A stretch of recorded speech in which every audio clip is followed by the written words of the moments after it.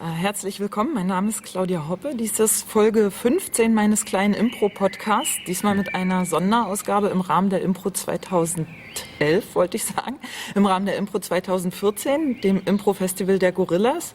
Und dies ist gleich in zweierlei Hinsicht eine Premiere für mich, nämlich zum einen ist es das erste Interview, was ich auf Englisch führen werde, und zum zweiten ist es das erste Interview, das nicht in meinem Homestudio stattfindet. Okay, and now I'll switch to English. We're here in the backyard, actually very nice backyard of the Ratibor-Theater. With me is my wonderful technical assistant Ollie.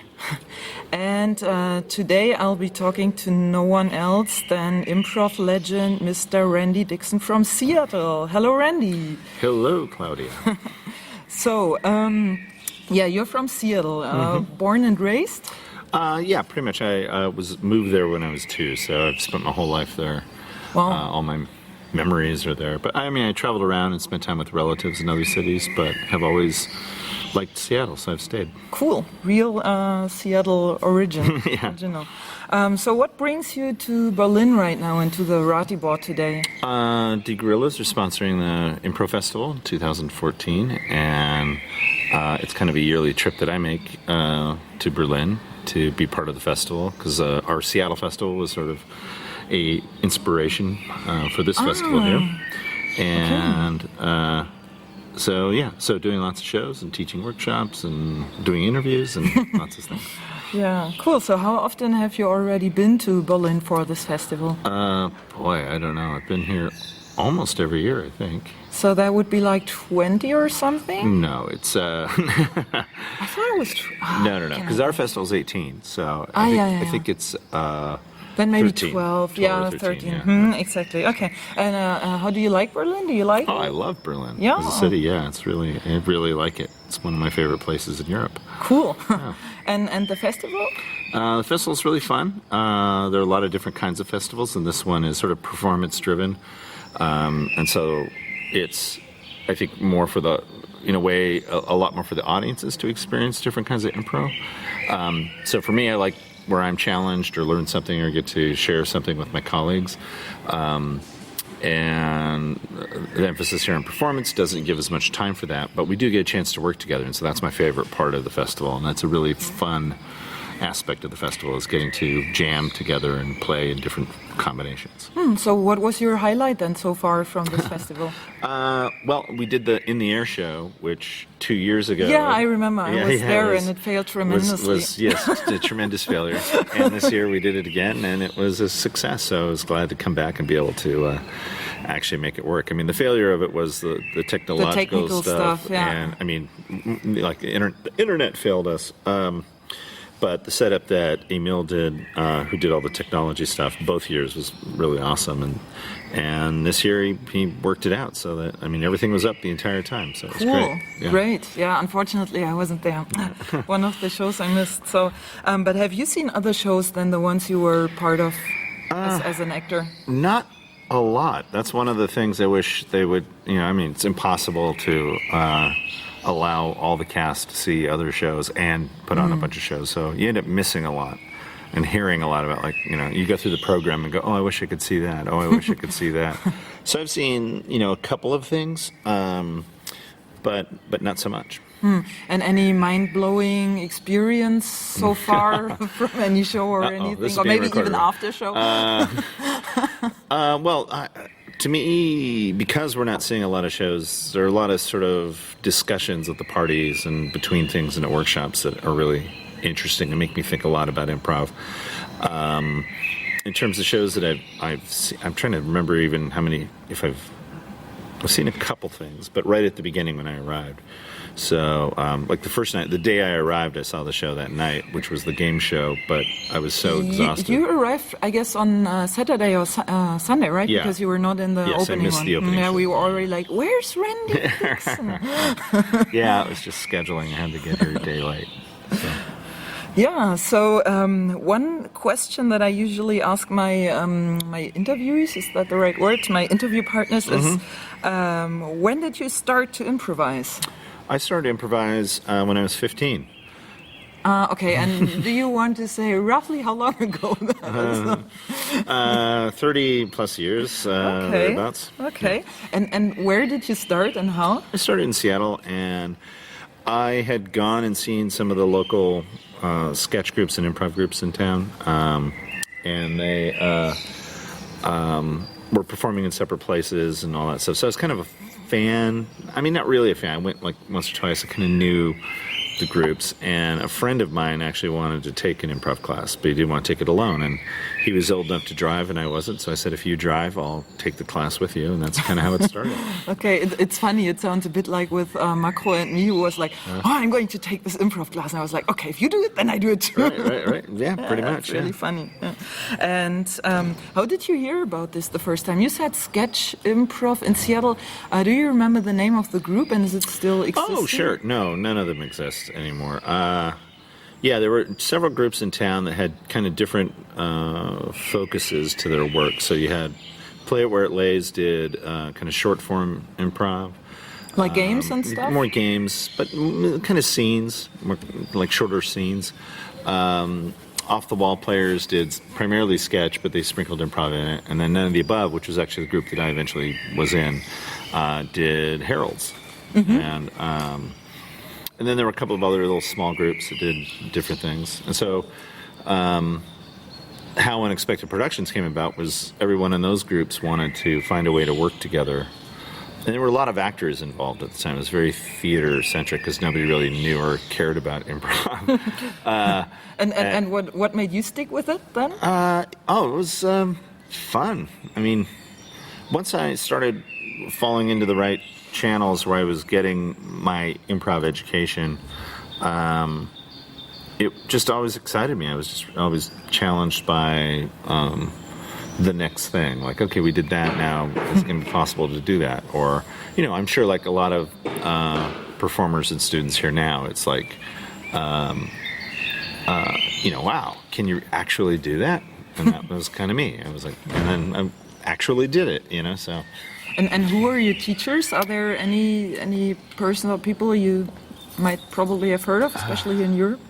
None from, like John Stone from England, but at the time he was in Calgary and had been in Calgary for a while. And he was sort of the one that we were the first U.S. city to play theater sports, and the third or fourth city, I think, in the world to start playing theater sports in 1982 and 83. And so he was the primary European influence. But the American influence came from people like Del Close and Paul Sills and people like that who had sort of been involved in the American improv movement. And because it was not that long before that we had the birth of Second City and all that stuff, all those guys were kind of around for a while. They're now sadly going away. But so I was really fortunate, no plan whatsoever, and in some cases it was like totally by accident. I didn't even know who people were. Kind of fell into these really great mentor relationships. And what is your actual education or background? Did you study anything or had some? Well, when I started doing improv, I was in high school, so I was finishing my basic education, and then I did a fine arts major, so I studied theater as my undergrad, and then took a few years off, and then went and got my graduate master's degree in mythology and mythological studies. Like myths and stuff? Yeah. Oh, really? Okay, interesting. Myths, fairy tales, epics. Excuse me, the question, did you ever have a proper job? Sorry. No, I mean like some 9-to-5 thing or whatever. From time to time. I'm actually, did I ever have, I had a couple of part-time jobs in there, but, I worked in the market but I was selling stuff, and so it wasn't like a typical. Oh, like real in the Seattle market. Yeah, in the Pike Place market. Yeah, I sold jewelry and pictures and stuff like that, and it was a great actor's job because you could kind of sneak away for times and do auditions and then come back. And I was just saying, and it's also like, come here, look around. Yeah, and so I had one or two sort of what you would call normal jobs. So for the most part, I was kind of like going in and out. And you already mentioned it. So you're the founder and the owner, I guess, or at least artistic director of we're a nonprofit, so I don't Productions. own Unexpected Productions. Okay. Nobody owns it, but yeah, and I'm one of the founding members and sort of the last person who's actively involved on a regular basis. We have alums who are still come in and play once in a while or show up, and they're also involved a lot in the Seattle theater scene, so we encounter each other a lot. But in terms of like hands-on, day-to-day running of Unexpected Productions, I'm sort of the last founding member that's involved. Yeah, and you guys have an own theater, which is actually quite close to the Pike Place Market. Yeah, we're in the Pike Place Market. Yep. So for people who don't know Seattle, so Pike Place Market is like the heart of the city, if you want. Yeah, so the it's historic public and the market. actual one. Yep. And the theater is really, literally, as you said, in the market. It's in the Market Street, and it has this famous gum wall in front of it, which you can smell even in the theater. right. Yep. Wall of gum. And last year I was there for your summer festival, and you actually celebrated your 30th anniversary there, as far as I remember. Yep. And I want to ask you, can you maybe tell the story again about the theater, like how you rented it and how you refurbished it, and that you had it only rented like for a week and in the beginning? Because I remember I found that story very touching at the celebration. What do you mean, where we were, or? Yeah, basically how you started, because I remember you said you had like contracts only like renewed monthly. Yeah, and then for market, for a year, Right. and now you have like an unlimited or something. No, like that? well, I wish. Well, our history at the Market Theater was in '91. We were looking for a home, and we looked at a couple other theaters. We almost went into another theater. Excuse me. And the Market actually approached us because they were trying to find businesses that would attract people to the Market at night, because they just sort of reclaimed the Market from drug dealers and people like that. And so it was the beginning of the renovation of the Market. And so we moved in there. It was a movie theater. And what was funny was I had been friends with the people who had run it as a movie theater. So I'd spent lots of time there already before we even moved in. And so we moved in May of '91 and started sort of refurbishing it and finishing it up. And when we started, we had not long-term leases, but short-term. So we would get a 2-year lease with a 1-year option, meaning we had possibly 3 years. But to get any money in at least Seattle, probably most of the states, you have to have a long-term lease. And so we were unable to really secure a lot of funds to help pay for the space. And then when they were going to renovate the Market itself, we switched to a month-to-month, which meant that any month they could have walked in and said, "You guys are done. We need you out by the end of the month." So that was a few years, unfortunately, of kind of nervousness. Yeah, and you said you had like countless sleepless nights because of that, because you would never know if they kick you out the next month from the place. Right. And then when they announced that they were going to renovate it, originally they said essentially that we were done, that we were going to have to move because they wanted to do, they had other plans for that building. And then that kind of changed over time, and we began to work with them a little bit. And over a couple of years, because we, again, also weren't sure when this was going to happen, because we were one of the last buildings in the Market to be renovated. So they started the renovation, but then scheduling, we didn't know it was going to be a year. From that date, they were going to have to move, or scheduling delays. So it became very, very stressful, and we had to find another place to go, and we didn't know if we were going to get support from the Market to help us do that. But in the end, they came to us and helped us move. So we moved to the Intiman Theater, which was where we had come from in '91. Where is this, in Seattle? In the Seattle Center, so by the Space Needle. Oh, okay. Yeah. And so we went back there for about 8 months, because we had been there before we moved to the Market, so I joke that it's like moving back with your parents. We kind of went back. And then they renovated the theater. We lost some space, but the footprint of the actual performance space to the audience stayed the same. And now we're back, and I think in the end the situation turned out better than At least I thought. Yeah, because you also renewed it quite recently, if I remember correctly, like 2010 or 11 or something like that, with the new chairs and everything. And so now we finally, and then with the market, we also got a long-term lease. So we got a 5-year lease with a 5-year option. So potentially we could be there for 10 years, which makes it nice that we can plan ahead. Cool. Yeah, pretty cool. Right. So. And the so Unexpected Productions, the current ensemble, how big is it? How many players? We have about 30 players. 30 to 35 players, and then some people from our classes and outside who perform. But we're doing 11 shows a week, so we need a lot of people. Wow. And you're playing a lot of self or own developed formats.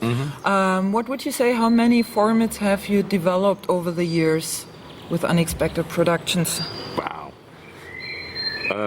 I would say probably 60. Wow. Okay.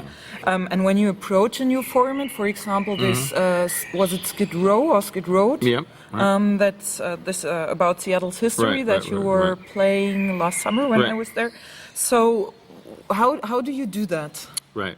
Well, I didn't do it. I was in it, but I didn't do it. Tony Beeman directed it, and so what he wanted to do was do a show based on historical Seattle characters, so real people who had been around at the founding of Seattle. And then he wanted to put a style on it. So he did it sort of in the style of Deadwood, because the time eras were similar.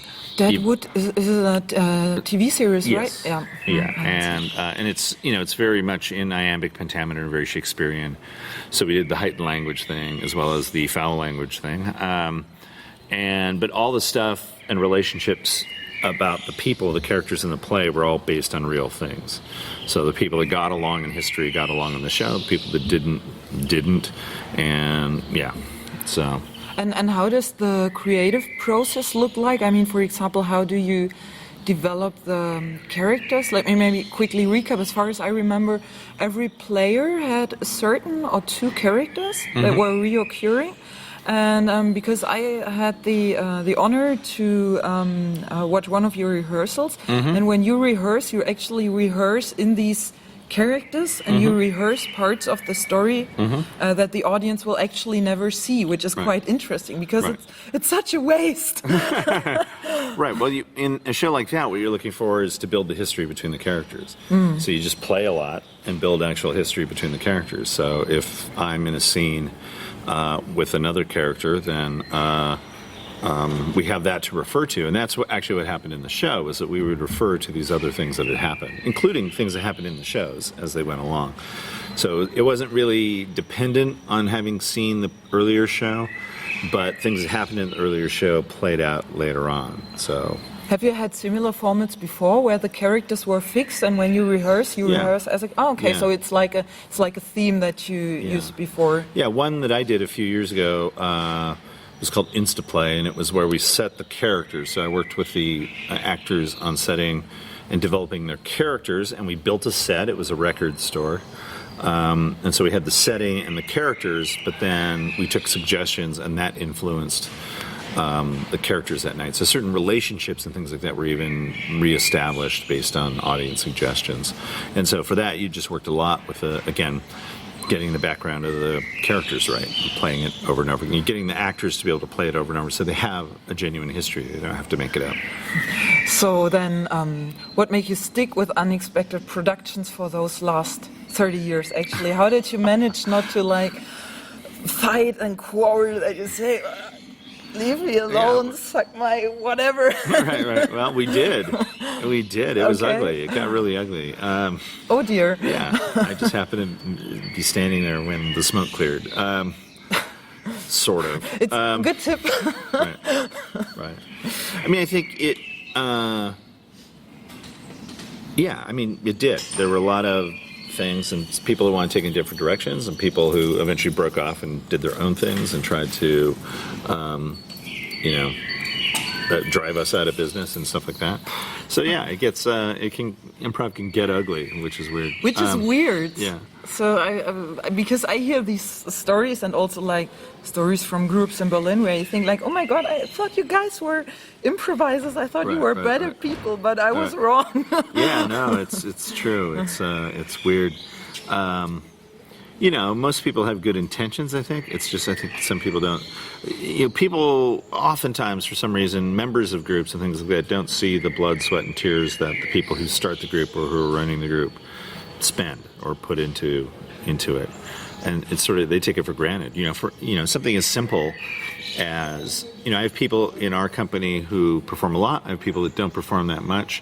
But the fact that you're able to potentially do, 3, 4, 11 shows a week is taken for granted. Because they're not exposed to cities where it's like, oh, we do our show twice a month, or that kind of thing. And all of that happens. People take for granted that there's somebody that actually has to show up and do the business that keeps the theater running and that kind of stuff. You have some people who who are employed by the theater, right? Yep. Like 2 or 3, if I remember Right. correctly, like Kent and forgot the name of the other guys. Right. And one question that is also bothering me is when you're not playing with unexpected productions people, how does that feel for you? Because you're kind of like a legend, at least here in Europe. So if you play with people on stage, is it that you feel like a certain hesitance or like a lot of respect and people are like, Yeah. oh, wow, oh dear. Yeah, it's a lot of the latter. When I play here, it's like everybody looks at me as though I have some idea. Like, oh, hey. Hey, Randy is in the show. We don't have He's to got to do know what's anything. going on, right? And I'm like, I got nothing.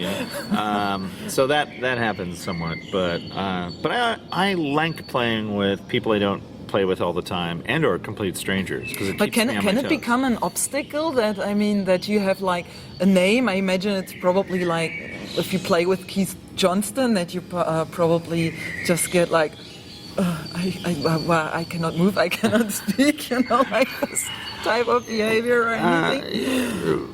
Yeah, I mean, I guess I get that, but it's. I mean, what I try to do at least is to be just be myself, which is ordinary, and hopefully show people that, I make mistakes and I have no ideas and, I do all the things that everyone else does. I think maybe the thing that experience has given me is the ability to sort of catch that right away. Not necessarily fix it, but I can often kind of go, this is what I didn't do or did do in a scene. And has it ever gotten really weird in the sense that, for example,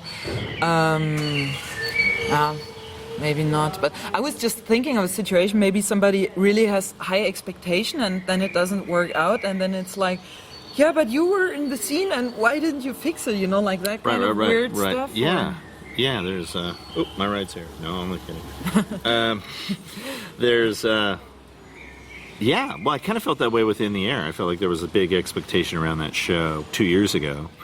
And you were the host, right? I was the host and kind of put together the how it was going to work. So the story and how the improvisers were going to improvise was my part. Emil did the tech side of it, and then the internet was supposed to do its part, but it didn't.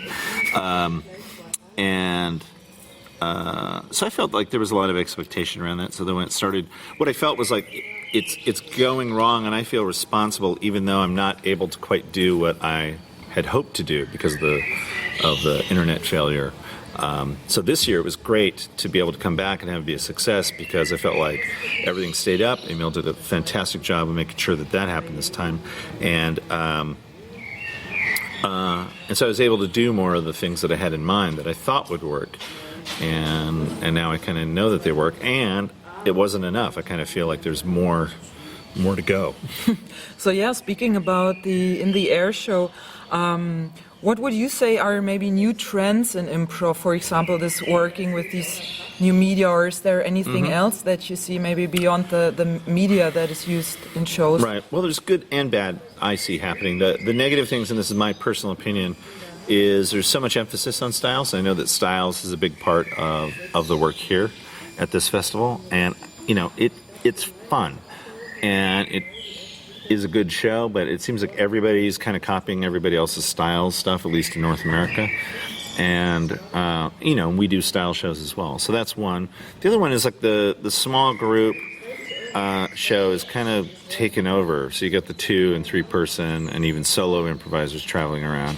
And for me, improv needs to be more people. It needs to be 7, 8 people, I think, to work. So that's kind of like trends that are not negative, but they're just kind of troublesome. I just worry like how that's going to play out.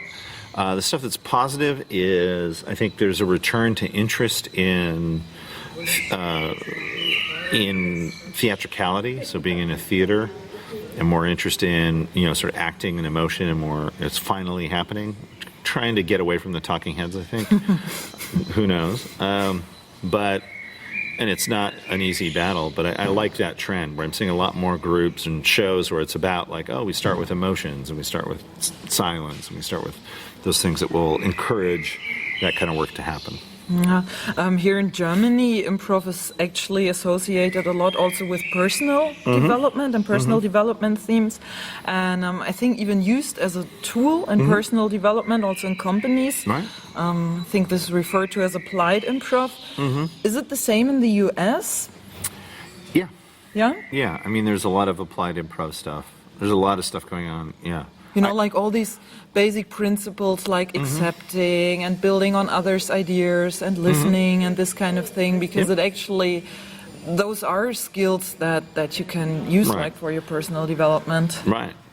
No, yeah, it's very trendy right now in the US, applied improv. Yeah, that would be my next question. Do you have the impression that there's a big scene or big group of people in the US who do improv not for artistic reasons, but for exactly these personal development reasons? Yeah, there are a lot of people that just do. They're consultants, and like real consultants, like working in companies, or yeah. So they're, people will work for a while with a particular company, or. And how do you find that? Do you think it makes sense if somebody, I mean, now very simply speaking, visits 2 classes and then tries to take it back to wherever? Right. No, I don't think that necessarily works. It happens way too often, I think, where somebody will, take a workshop and then think, I got it, I can go back and, because it's sort of misleading in its complication.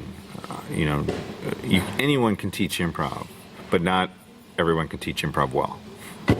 So, and that door was the emphasis. Yeah, on that point. That's what I thought. Yeah. So, but generally, you believe like in the positive and personal development power of improv. Oh yeah, and I think there should be more of it even in performance.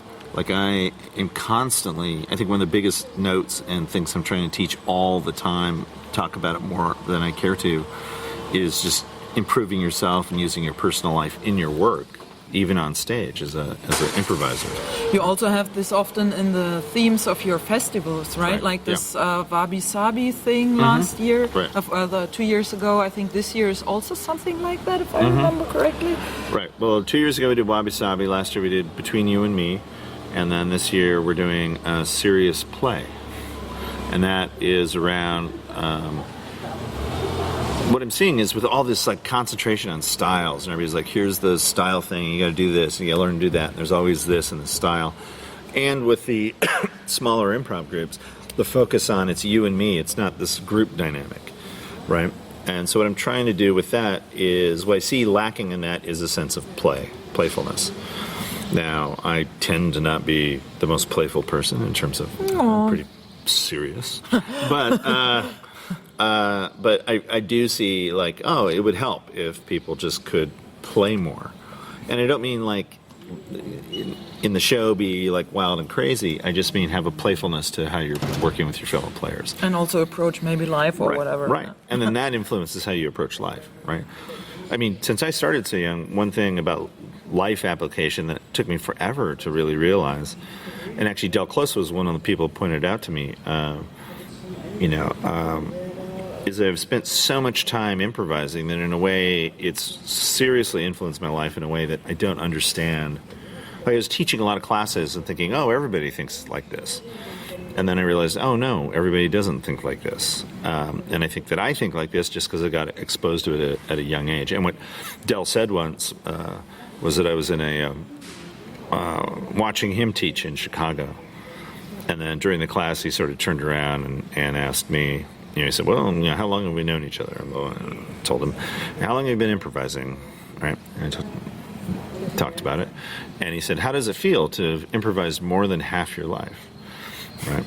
And I'd never even considered it or thought about it until that moment, but it just kind of blew my mind to just sort of go, wow, I've been doing improv longer than I've not done improv.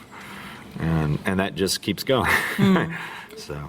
And do you in Unexpected Productions actually do this applied improv thing that you go to? Okay. Yeah, we do a lot of work with companies that are based in Seattle, so Microsoft, Amazon.com, Boeing.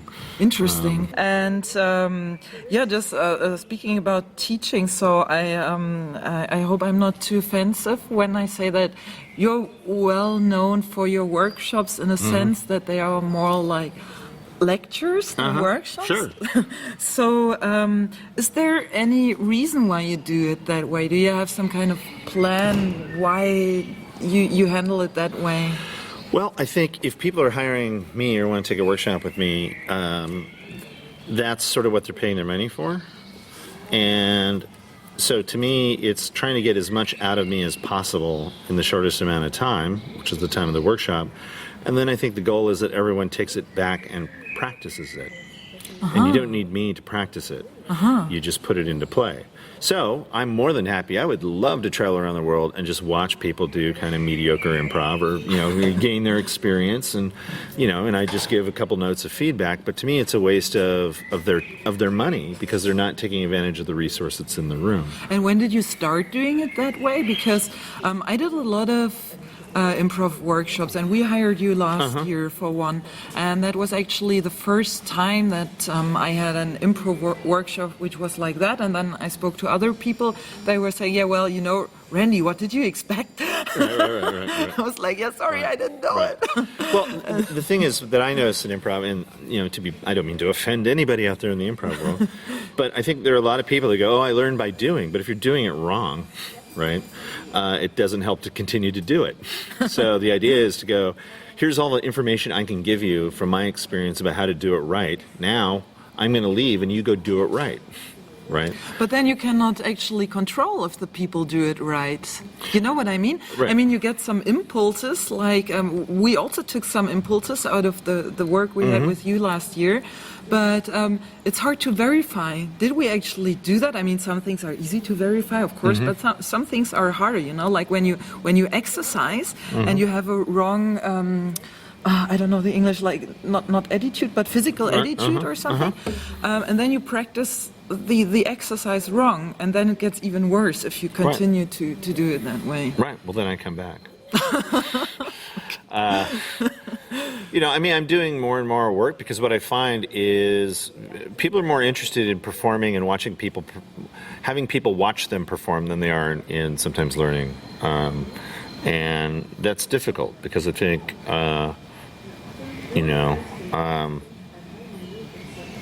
I've improvised enough. In fact, I don't mind not performing or not getting up. So for me, it's different. I can watch something for a long time and actually learn a lot by watching it. Because you have to experience both the audience and the performer perspective. And so for me, in the workshop, you're not doing a lot of work. If I had a group of like 6 people, you'd be doing a lot because you're getting up more and more and more.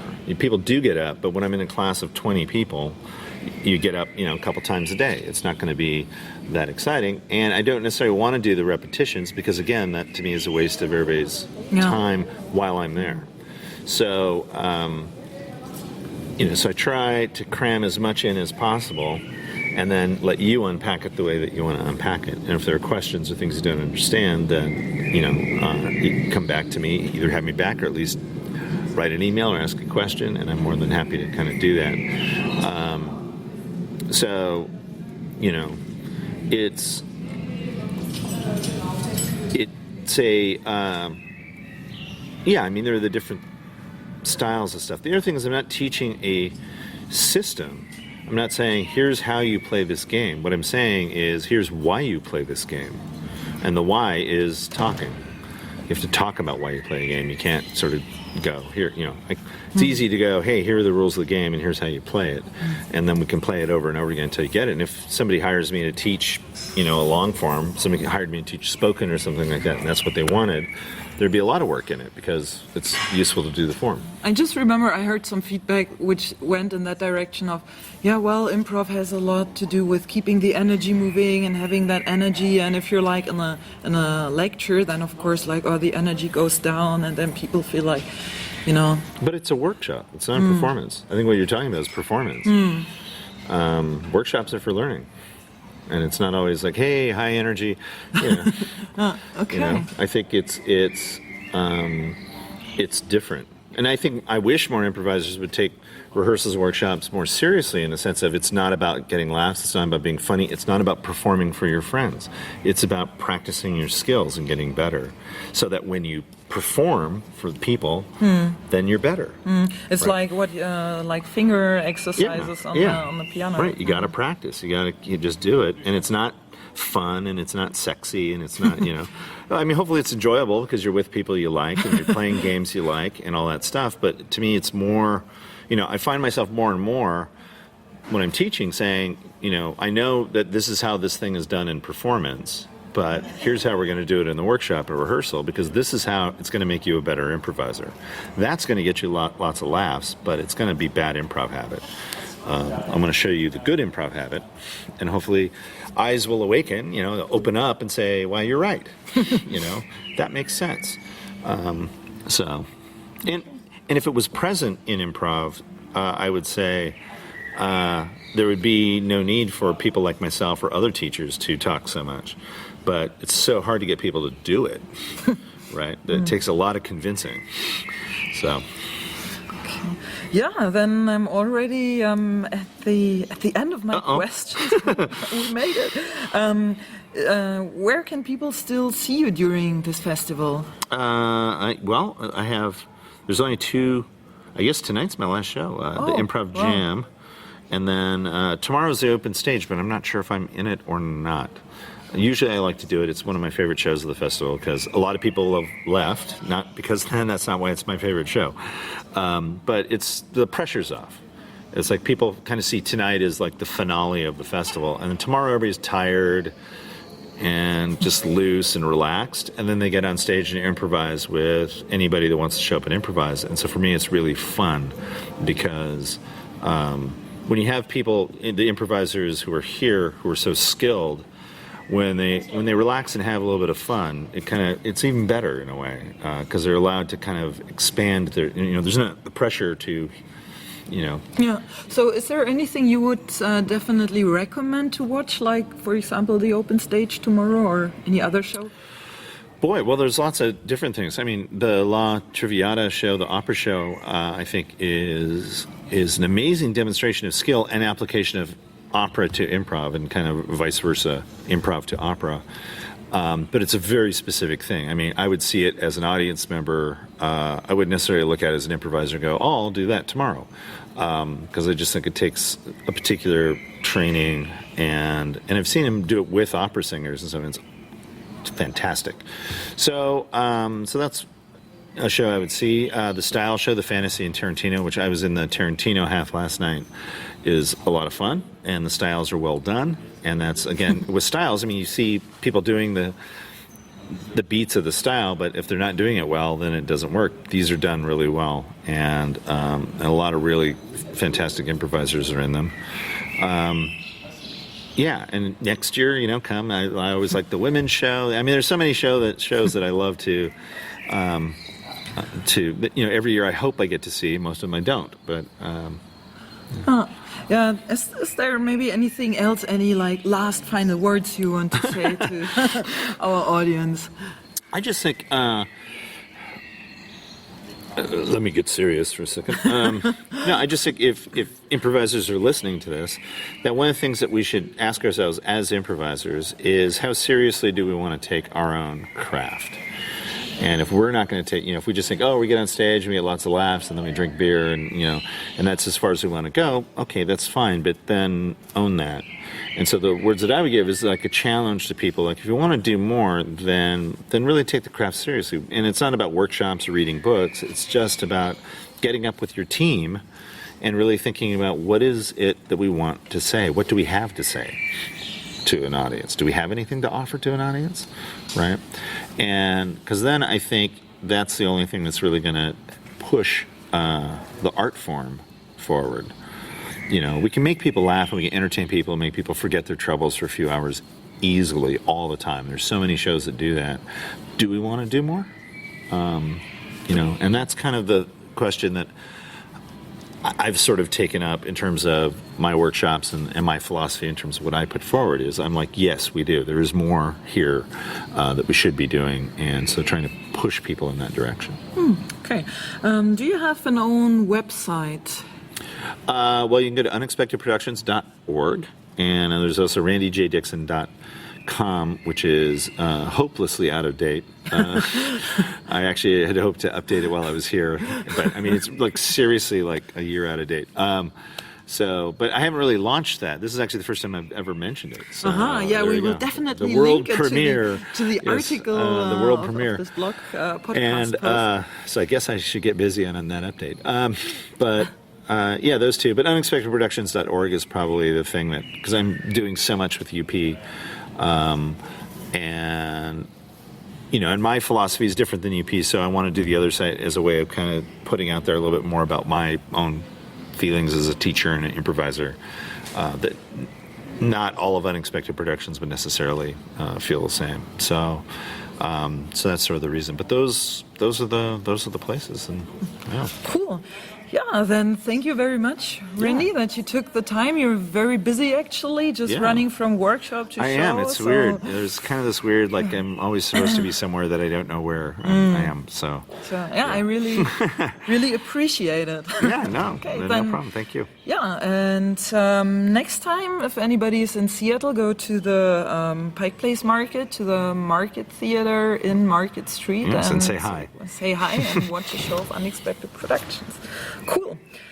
Ja, das war dann die 15. Folge meines kleinen Impro-Podcasts. Die nächste Folge gibt es Mitte April etwa. Mein Name ist Claudia Hoppe und ich sage Tschüss.